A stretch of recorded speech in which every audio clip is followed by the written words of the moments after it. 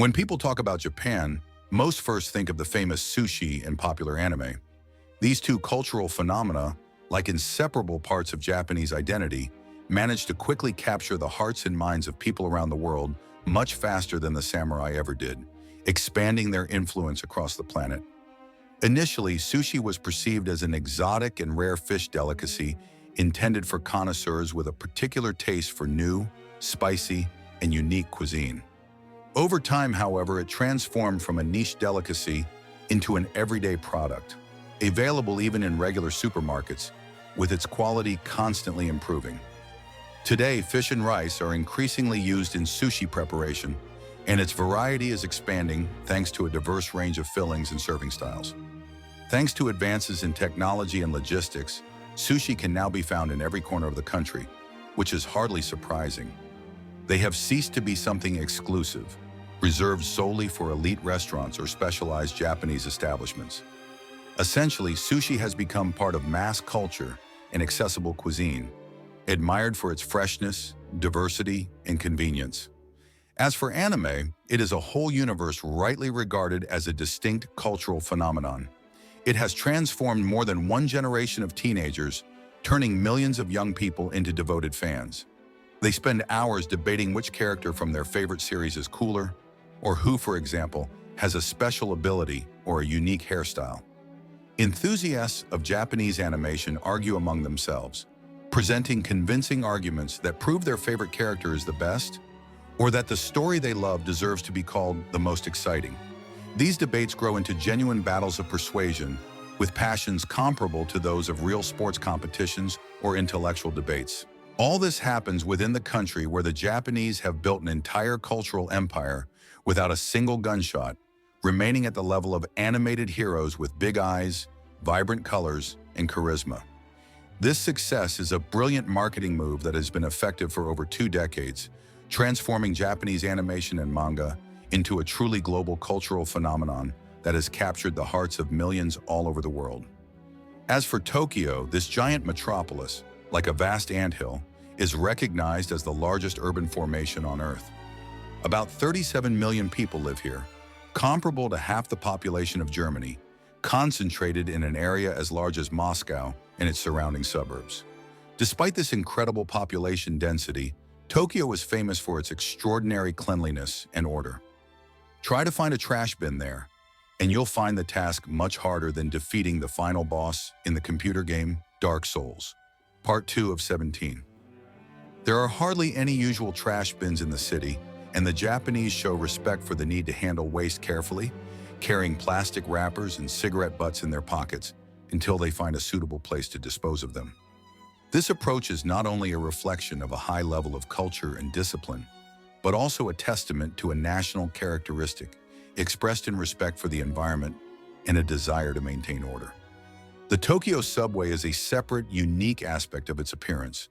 During rush hours, specially trained workers in white gloves operate there, literally pressing passengers into overcrowded trains, as if carefully packing them into meticulously prepared boxes. Meanwhile, there is no panic, noise, haste, or dissatisfaction. Everything happens calmly and patiently. Try to make a similar attempt in the Moscow metro during the same hours, and most likely you will encounter shouting, expressions of dissatisfaction, and chaos. In Tokyo, even during the most stressful periods, residents manage to stay calm. Many continue reading manga, meditating, or simply enjoying the moment despite the crowd. Their ability to adapt steadily to extreme congestion is almost a national skill, becoming nearly a second natural trait. It is especially remarkable that this ability is combined with an extremely low crime rate, which in this city is practically negligible. All of this speaks to a rich culture based on order, discipline, and respect for others, making Tokyo a truly unique and attractive city for millions. Despite its apparent integrity and monolithic appearance, Japan as a country represents a unique natural and geographical ensemble that is hard to imagine without considering its archipelago. This archipelago, consisting of more than 6,852 islands, evokes genuine amazement with its vastness and diversity. Imagine 6,512 pieces of land scattered across the expanse of the Pacific Ocean, like tiny fragments that an inattentive guest might accidentally drop from the table, forgetting their role and significance. Do you feel the picture? Most of these islands are either completely uninhabited or sparsely populated, hidden from view and of little interest to humans. Nevertheless, despite numerous difficulties associated with managing and developing such a fragmented territory, the Japanese have managed to keep under their control about 70% of their country's territory, which is covered with pristine nature. And to be clear, this is a land where the richness of wild flora and fauna stretches out, despite rapid growth and urbanization. At the heart of this country, the metropolis of Tokyo, lies a true concrete kingdom, which many call concrete jungles. Part 3 of 17. Skyscrapers reach up to the sky. Narrow streets and bustling avenues create a sense of constant movement, emotion, and hustle. In short, this is a place where the city never sleeps and is always filled with sounds and streams of people. But against this backdrop, just a few hours' drive from the frenetic pace of the metropolis, are genuine natural corners, wild and almost pristine. And it is there that you can encounter representatives of thriving wildlife: bears, monkeys, and other animals, most of which maintain their natural behaviors. Interestingly, these wild creatures apparently have adopted not only human habits and reactions, but unfortunately some unspoken manners as well. For example, bears and monkeys are often seen entering hot springs to relax, like tired, important businessmen returning after tough negotiations, with serious expressions on their faces, as if they are participating in important meetings or business rounds. Speaking of Japanese society, it's impossible not to notice their incredible obsession with longevity, and even more surprisingly, their reluctance to die. The average lifespan for men and women in Japan is around 84 years, making the country one of the world leaders in this regard. Why are the Japanese so desperately striving to live each day to the fullest? Why are there so many people among them who have surpassed 100 years and many who still enjoy life, savoring every moment? The country has more than 70,000 individuals who have successfully crossed the century mark, and some have even lived to 120 years and older, meaning they have lived 200 years or more. In Japan, seniors are perceived more as a new middle class, a special segment of society with its own status and respect. Instead of the typical Western mortgage loans, Japanese pensioners carry tablets for blood pressure and other age-related ailments. Their vitality, activity, and desire to participate in life persist noticeably longer than those of their European peers. Women, even at 45, 50, or 55, often look much younger and more energetic than most of us on a Monday morning and continue working, whereas many of their European counterparts retire regularly, feeling confused and tired. Experts believe that the primary reason for this remarkable longevity is a carefully structured diet, mostly consisting of fresh fish, seaweed, green tea, and almost complete avoidance of products with additives, preservatives, or chemicals. But perhaps the true secret to their health and longevity lies not only in nutrition. Maybe the Japanese are so deeply educated in traditions of politeness, respect, and attentiveness to their surroundings that they simply are not ready to leave this world prematurely, to avoid causing inconvenience to their loved ones and those around them. Or perhaps the reason lies in the fact that many Japanese work with such dedication and commitment that death simply does not catch them at a moment when they are still in perfect health and vigor, continuing to live, rejoice, and contribute to those around them, even after reaching 90 years of age. The country's authorities, alarmed by the troubling demographic situation, are already beginning to experience deep fears and anxieties about the future. They realize that in the near future, there will simply be no one left in the labor market able to replace those retiring, posing a serious threat to economic stability and social order. Imagine a country where the average age of a shop clerk reaches 80 years old. There, an elderly woman, 90 years old, slowly but confidently scans your purchases, while nearby an aged man, 100 years old, unhurriedly packs your items with such vitality and precision that he appears much younger than his age.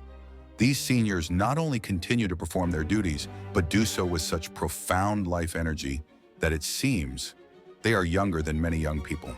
When it comes to the spiritual lives of such long livers, the Japanese have perhaps developed one of the most pragmatic and flexible approaches to religion and spiritual practices in human history. Imagine a country where people are not bound by strict dogmas or fixed beliefs, but prefer to choose different religious practices and rituals depending on specific life situations and personal needs. This approach is more like selecting applications on a smartphone, where at a certain moment you pick the function or ceremony that best suits the current situation. For example, Shintoism, Japan's traditional religion, is used for wedding ceremonies, blessings of newborns, or various family rituals, while Buddhism is employed for memorial services, funerals, and other rituals of remembrance and acknowledging the departed. Such a flexible and practical approach could be described as a religious buffet, where everyone chooses what feels closest to them and what helps them find inner peace and harmony. A typical Japanese person does not see it as a contradiction to visit a Shinto shrine for prayer in the morning, attend a Buddhist ceremony later, or, on another day, decorate their home with a Christmas tree and exchange gifts. All of this stems from their habit of perceiving spiritual practices as flexible and adaptable, akin to changing clothes or styles on different days of the week. Everything depends on the situation, mood, and personal preference. And although most Japanese, despite deep traditions and centuries-old history of spiritual practices, often cannot precisely explain the differences between the religions they practice, for example, not understanding all the nuances of Shintoism and Buddhism, they nevertheless regularly visit shrines and temples of both traditions. As if combining two different approaches to spirituality in their lives, they use them as tools to achieve inner harmony and emotional balance. Much like a person might have two social media accounts designed for different purposes and audiences. Spiritually, for the Japanese, this is roughly equivalent. They employ both approaches to attain peace, stability, and wholeness. Now let's take a closer look at the characteristics of Japanese life, which seamlessly blend various cultural and religious traditions. The country in question is one of the most ethnically homogeneous in the world, with an ethnic identity level reaching approximately 98%. This means that the overwhelming majority of the population are Japanese, and encounters with people of other nationalities are very rare. So rare that it's akin to seeing a unicorn on the street, an extraordinary and sometimes even fantastical event. Such a high degree of ethnic homogeneity shapes the social life and behavior typical of the residents. For example, Japanese people are very unwilling to stand out from the crowd or attract unnecessary attention to themselves. They prefer to blend in with their surroundings, dress modestly, and behave quietly and humbly. If one of them decides to experiment with their appearance, such as wearing bright, unusual clothing or acting in a too eccentric manner, they are more likely to be perceived as an alien from another world or as a guest from another planet. This is because their cultural and social system values harmony, tranquility, and moderation, and any excessive displays of individuality are viewed rather negatively. In this society, established collective norms and traditional customs predominate, forming its cultural foundation. Individuality is often regarded as something alien, and sometimes even strange or uncharacteristic of the general mass. There is undoubtedly a deeper reason for this. In a country with high ethnic homogeneity, people tend to place particular importance on consensus and internal harmony within the collective, preferring to avoid standing out or drawing attention to themselves. This is not merely a stereotype or superficial prejudice, but rather a reflection of deeply rooted cultural traits. Naturally, Japanese behavior is characterized by greater restraint and caution in expressing emotions.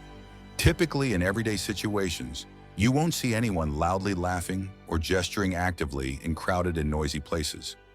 On public transportation, for example, there's an unwritten rule to maintain complete silence and calmness. They never raise their voices or create noise. Such actions are considered polite expressions of respect toward others and a commitment to maintaining overall tranquility. Part 6 of 17. Conversations in such settings are conducted exclusively in hushed whispers, as an unwritten rule suggests that any loud voice might offend or hurt those around.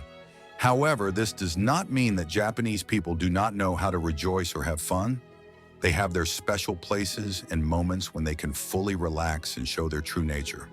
For example, during festivals and spectacular celebrations, the streets are filled with music, bright lights, and lively festivities. On these days, people dance with such passion and energy as if every day is their last. There are no inhibitions or shyness at such times. Everyone allows themselves to express their emotions and rejoice without any restrictions. It is during these periods that the Japanese truly open up, revealing the inner energy and passion hidden in everyday life. Despite their ethnic homogeneity, Japan is a country where each region has its own unique features, dialects, and traditions, making it incredibly diverse and rich. One could say that each area is a distinctive world with its own character, traditions, and special national characteristics. Just as each province or prefecture has its own defining trait, traveling across the country reveals differences in manners, accents, and habits of the local people. These diversities add even greater wealth and attraction to Japan, making travel here exciting and full of discoveries. Every corner of the country harbors its own secrets and traditions, values passed down through generations, which give the country a special depth and beauty. When discussing the Japanese imperial court, it's impossible not to highlight its exceptional and special significance in the history and culture of the country.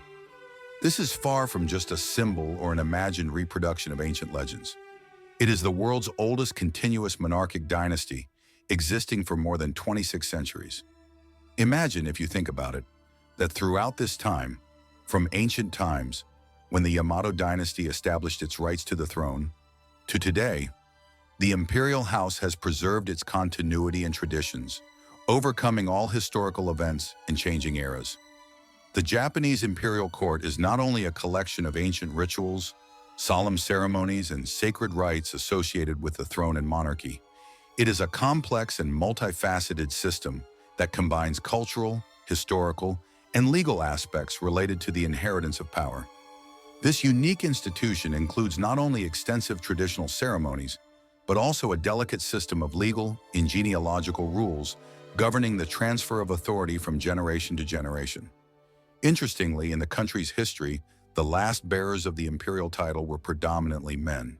This circumstance has caused certain difficulties and has sometimes become a subject of discussion and controversy in modern times, especially during moments when society increasingly leans toward reevaluating traditional values and considering the possibility of changing these historical rules. In contemporary Japanese society, discussions are quietly but confidently underway regarding the potential revision of the existing order concerning women's rights to the throne. These discussions provoke widespread responses and generate heated debates across various circles, leaving neither politicians nor the public indifferent. It can be said that a country with traditionally conservative foundations, which for centuries has held the view that only men are eligible heirs to the throne, suddenly faces questions about the need for radical changes capable of transforming the established inheritance system. For centuries, Japan had a rule that the emperor occupies his throne for life, and his power was essentially symbolic, though it held significance as a center of national identity. Power within the country is fully concentrated in the hands of the government, while the emperor mainly serves as a living symbol of unity, continuity, and cultural heritage. He is not a political leader who makes managerial decisions. Rather, his functions are more about serving as a link between the people and history.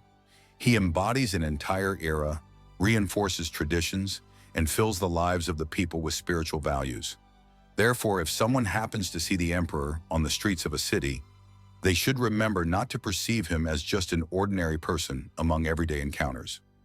Behind his outward restraint and simplicity lies an entire history, an era of great events, traditions, and spiritual achievements. The modern emperor, known as Naruhito, is not only a moral symbol, but also a guardian of national unity. His figure elicits genuine respect and even admiration from the Japanese people, as he has become the embodiment of national values and cultural richness. In an age when many monarchical institutions around the world are gradually losing their relevance, the role of the Japanese emperor remains preserved and continues to attract attention and respect as a symbol of stability and continuity. For many, he is not just a representative of ancient traditions, but a living embodiment of history, culture, and spiritual bonds, uniting society during both new and difficult times. Let us move to another aspect of Japanese life that cannot be overlooked, a phenomenon known as hikikomori. This phenomenon is not merely a whim or a manifestation of laziness, but a very complex and multifaceted social issue affecting over 1 million Japanese people. Imagine a person who, for various reasons, decides to completely lock themselves in their room and virtually disappear from the outside world. He lives within his own closed world, refusing to go outside or seek contact with others. The extent of his isolation is so great that he not only avoids social interaction, but often doesn't leave his room for many years. Such a situation seems almost fantastical, like a plot from a dramatic film or science fiction story. Nevertheless, for many Japanese, this is not a fictional scene, but harsh reality they face. Why are people in Japan forced or choose to completely withdraw from society? There are many reasons. One of the main ones is the pressure from the outside world. In Japanese society, great importance is traditionally placed on success, achievement, and social belonging. The younger generation experiences enormous stress, and attempts to meet high standards can lead to psychological breakdowns. In such conditions, a vicious circle develops. The more a person feels like a failure, the more they avoid contact with others to protect themselves from pain, disappointment, and constant expectations. As a result, sometimes people known as hikikomori were once active, lively, and interested in life, but due to internal crises or external pressures, they find themselves on the brink of disappearance.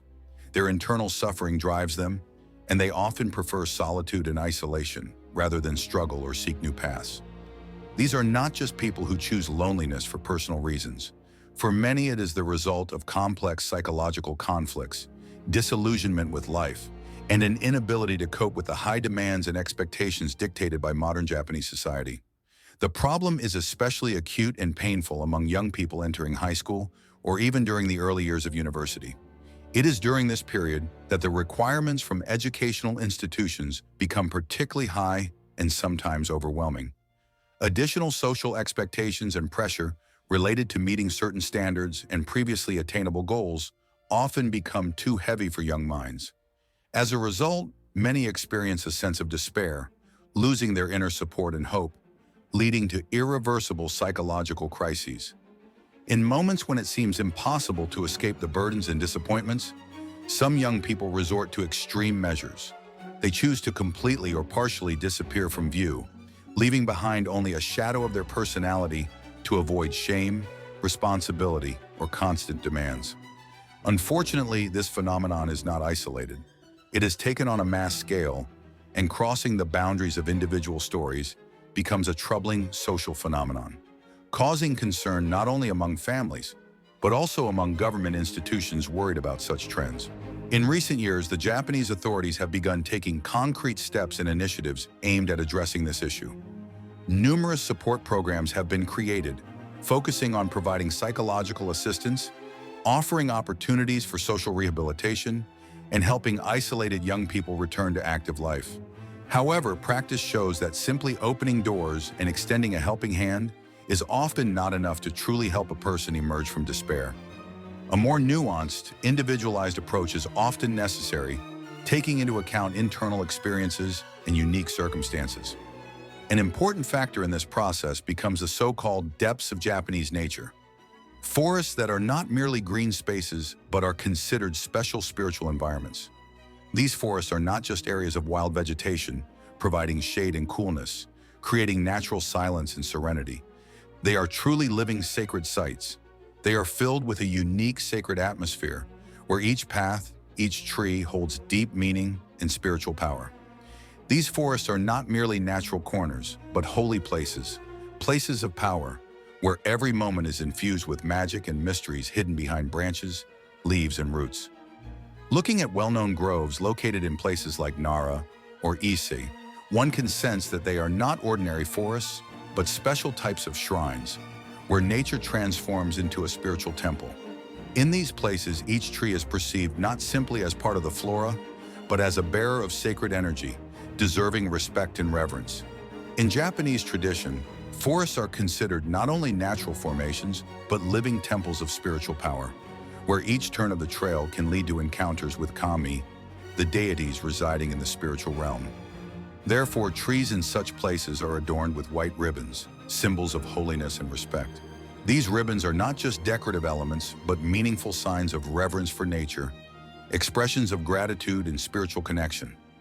Each such gesture testifies to the deep respect of the Japanese for living nature, which, according to their beliefs, is imbued with a special soul, unique to each tree and branch.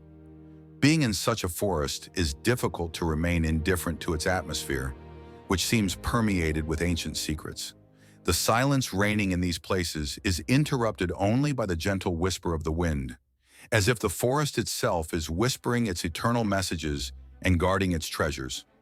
At such moments, it feels as though the trees are observing everyone who steps onto their territory, listening to every breath, every movement.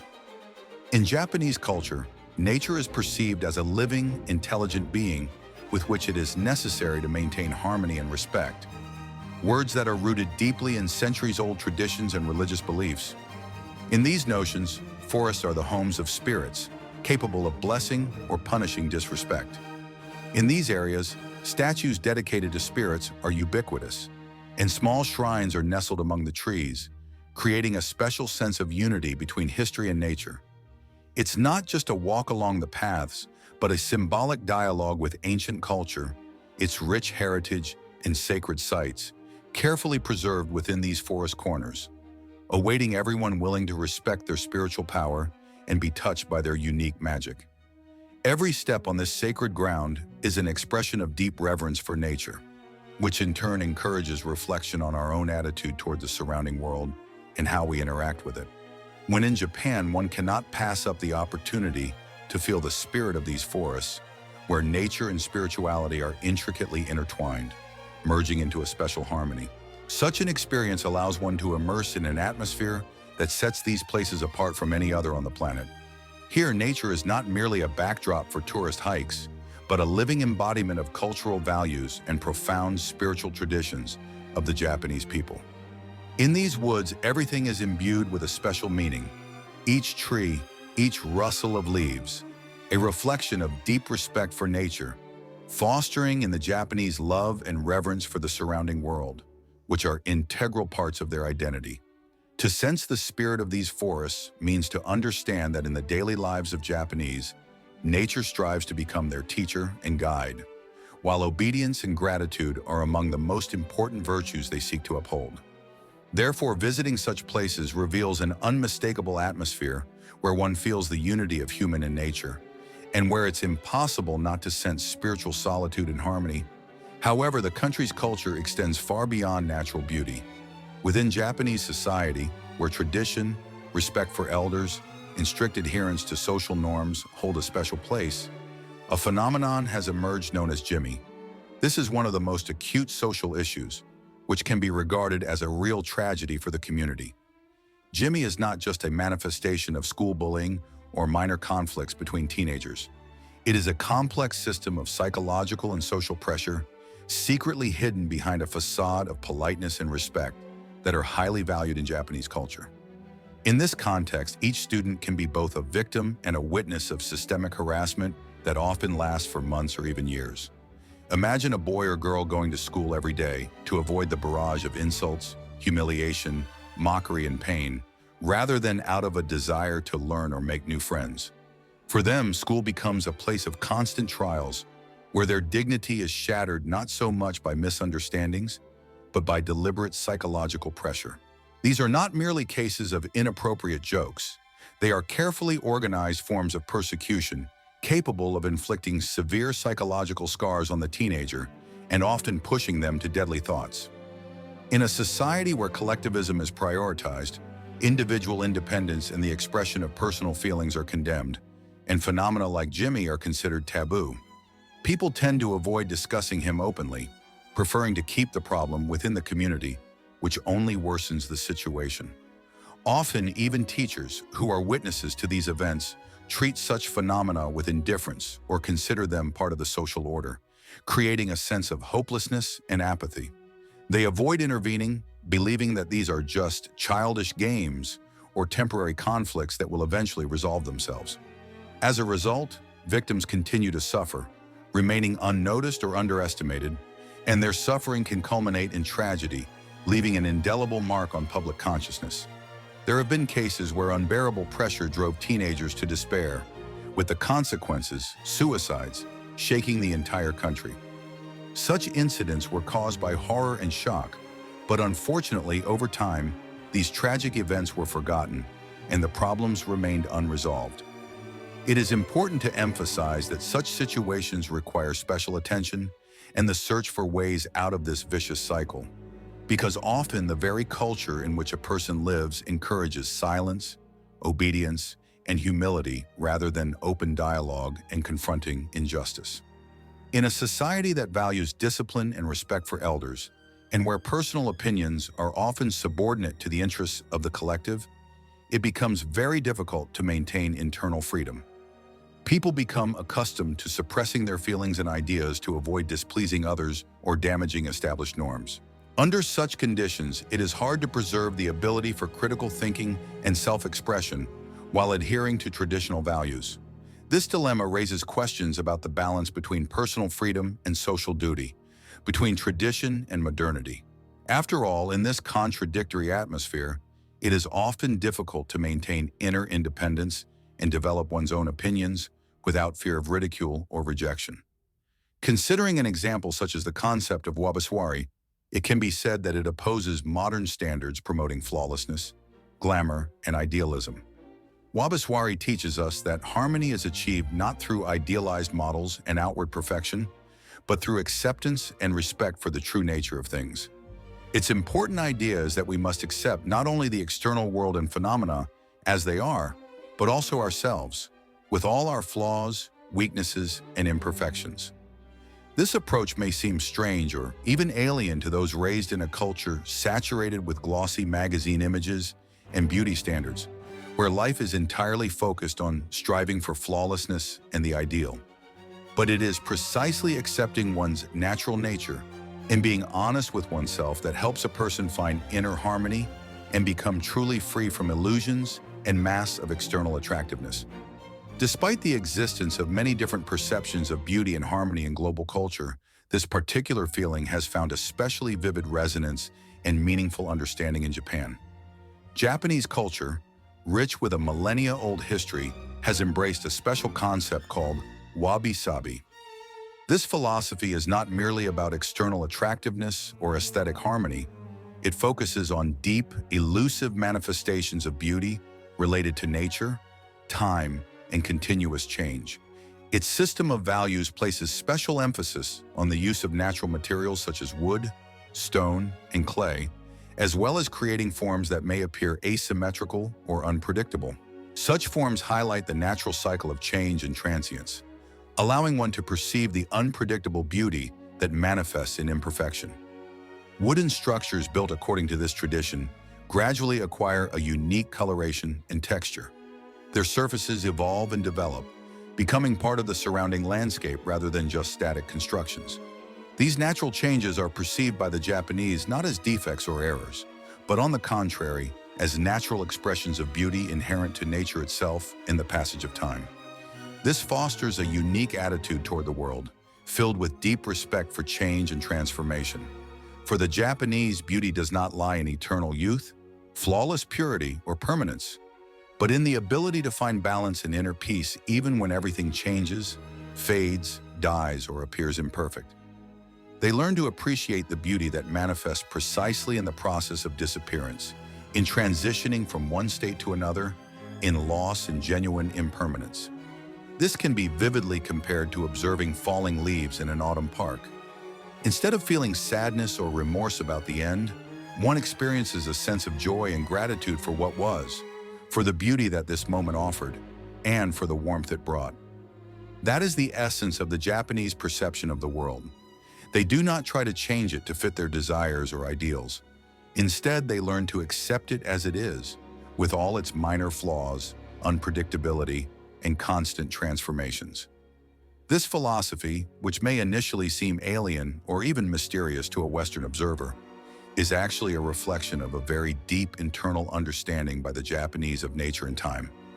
They are convinced that everything in this world is temporary and unique, and it is precisely this impermanence that defines true beauty and the value of life. Moving on to a more complex and essentially tragic topic, it is impossible not to recall a dark chapter of history that has left an indelible mark on humanity's memory, leaving deep wounds and lessons behind. Unit 731 is not just one of the many links in history textbooks. It is a symbol of the darkest era, a place where human morality and compassion were completely rejected. This division of the Japanese army during World War II embodied madness, cruelty, and inhumanity. Horrific experiments took place there, during which innocent people, citizens of various nationalities, suffered and perished, all in the hands of those striving to create new weapons and perfect combat forces. The science carried out in these laboratories was filled with unprecedented horrors. Live subjects were subjected to various tortures, endurance tests, infections were induced, and chemical agents applied, all without anesthesia and with blatant disregard for suffering. The only aim was to achieve a dishonorable goal, the development of weapons of mass destruction or technologies capable of changing the course of the war. These experiments were mainly conducted on Chinese, Korean, and even Japanese civilians, people who were simply thrown into these terrible tests without protection, fear, or compassion.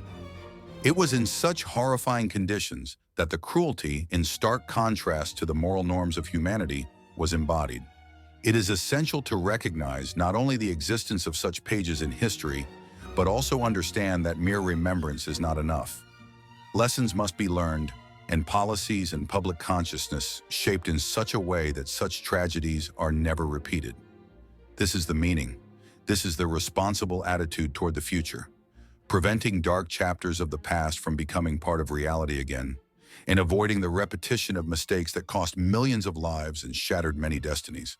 In this special and highly poetic context, the image of a deserted village hidden in the mountains stands out especially vividly. This village is not just a lifeless, forgotten place.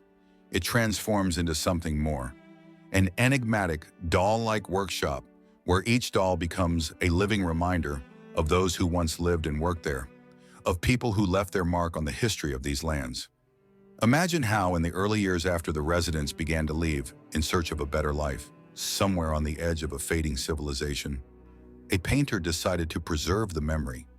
She dared to create an entire gallery of life-size dolls, made from various materials, trying to convey every nuance of the human figure, facial expression, and character. And now these dolls, like petrified witnesses of bygone times, fill the streets, houses, and even the fields of the abandoned settlement, turning it into a living museum of memory. In the early 2000s, at a time when the village's population was rapidly declining and life here was slowly fading away, it was this artist who placed her first doll in the very spot where her close friend once stood. That person was very dear to her. He was not only a kindred spirit and collaborator, but also a symbol of preserved memories of days gone by. It's hard to believe that over the years, more than 300 such dolls have appeared here.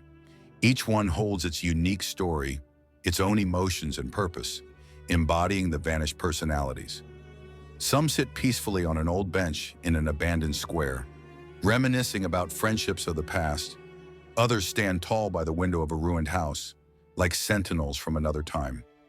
Some figures depict workers in the fields or on farms, as if they have come to life and continue their labor, while others remain immobile, like monuments to a bygone era. These are not just well-crafted dolls, they form a kind of memorial gallery where each figure symbolizes a memory of a person, their life, and destiny. Ultimately, these hundreds of figures transform the very village, dilapidated and abandoned, into a living museum. A museum that evokes both joy and sadness. It brings a smile when looking at their unmoving faces. Yet at the same time, it sparks a quiet melancholy, a reminder of days past. Behind every gaze of these silent dolls lies a story. In each pose, a memory of past events and people who have vanished from the face of the earth. What is surprisingly and differently touching is that the creator of this village and its entire doll ensemble does not consider her work something extraordinary or special. To her, it is more a way to remind the modern person of those they often forget, of the value of memory and the importance of preserving cultural threads that connect the past with the present. According to her dolls are not just decorative objects. They are a deep reflection of reality, where art becomes a powerful tool in the fight against oblivion. This is where her unique philosophy of creativity lies. Through creating these memorial figures, she seeks to inspire people to preserve memory and help them realize that every person is part of a shared history, that their lives and actions shape the present and the future. The paradox is that, despite the fact that the mountain village has almost completely fallen into ruin and its inhabitants are long gone, the dolls created by the artist have gained incredible popularity.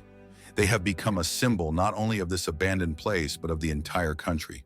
These silent figures attract tourists from all over the world, sparking curiosity about a strange and mysterious place where the past comes alive in the form of immobile yet living symbols. And although the external landscape, with its crumbling houses, moss-covered streets, and mysterious silhouettes, resembles a horror film set, the mysterious aura makes it especially touching and captivating. Dolls frozen in their poses, as if attentively watching everyone who comes here, creating the impression that they are guardians of this forgotten story from God. Their silent eyes are full of meaning. Each one symbolizes not only loss and separation, but also the memory of joyful and difficult days, of people who left a part of their lives on these slopes. These figures serve as a reminder to all. Life is not limited to bright moments and joyful events. Sorrow, losses, farewells are inevitably present, fading into memory forever and leaving an indelible mark. The theme of legs and their mystical nature is far from being merely mythological imagination or fantasy.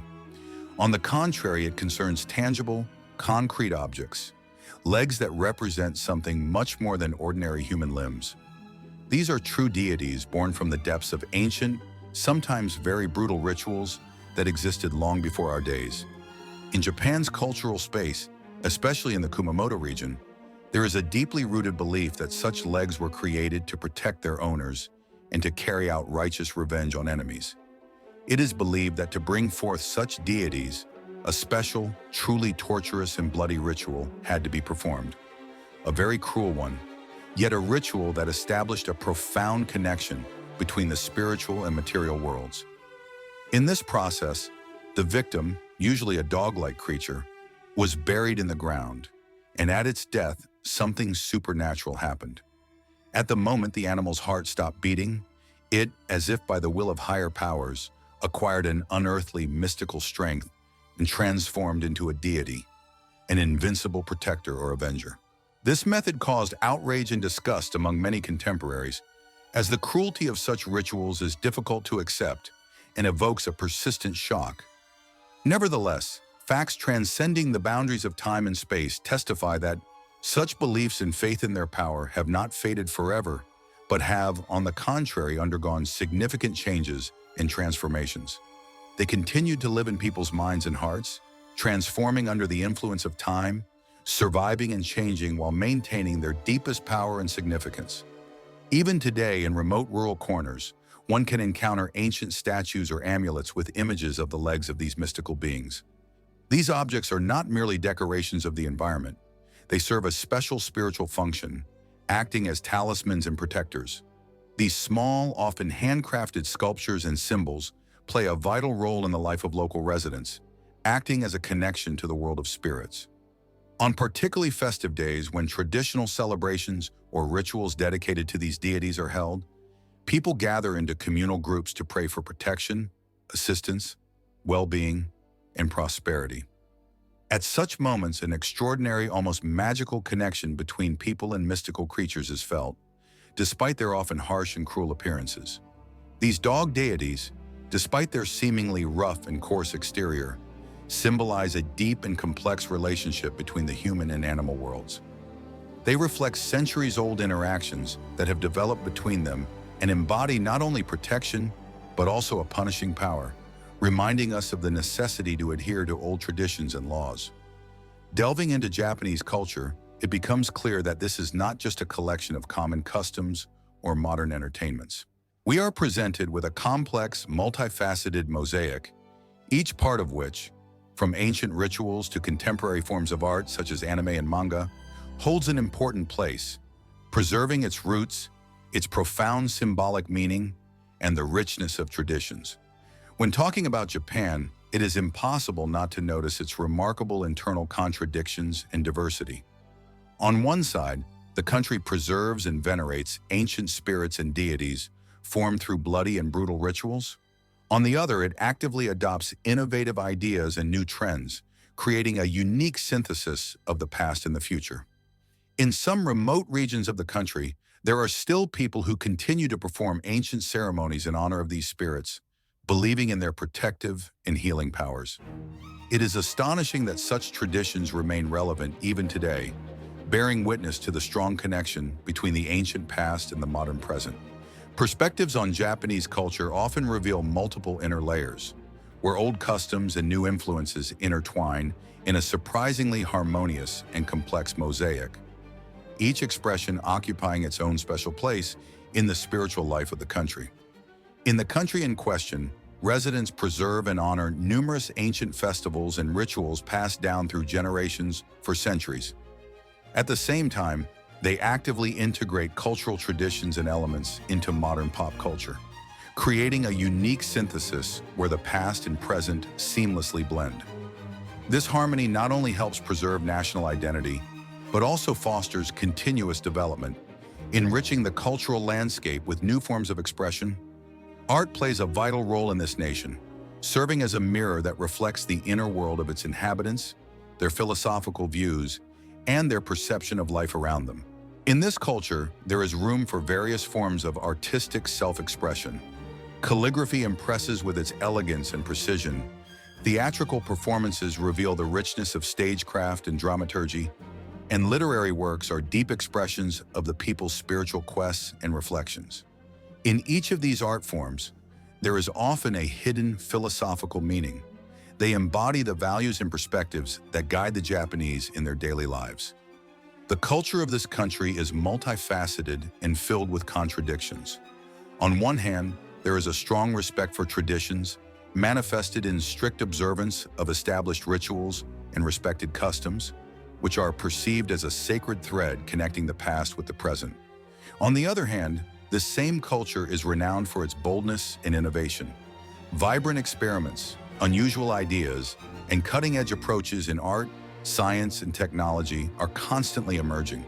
This internal duality, the ability to coexist and respect both ancient values and daring novelties, makes Japanese culture truly unique and captivating for people around the world. It's interesting to consider which aspect of Japanese culture has surprised or impressed you the most with its originality.